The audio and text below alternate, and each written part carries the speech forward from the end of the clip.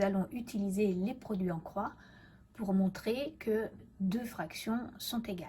Et on verra un exemple comment on aurait fait si on était en cinquième sans les produits en croix. Avec des fractions un petit peu plus simples, où les nombres qui interviennent sont un peu plus simples. Et en quatrième, à utiliser les produits en croix. Alors, les calculs sont les suivants. Donc, je vais avoir d'une part 26 multiplié par 6. Alors, avec ou sans calculatrice, je trouve 156. L'autre branche de la croix, c'est 39 multiplié par 4 et je trouve aussi 156.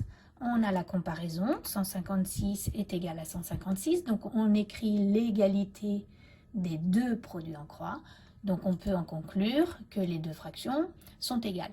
Donc ce même exemple, si on avait été en cinquième, on l'aurait fait de cette façon-là. On aurait pris la première fraction, 26 39e, et puis on aurait remarqué qu'on pouvait diviser par 13 le numérateur et le dénominateur, et on obtient la fraction plus simple, 2 tiers. La fraction 4 sixièmes, on aurait remarqué qu'on pouvait aussi diviser le numérateur et le dénominateur par 2 et on obtiendrait la fraction 2 tiers.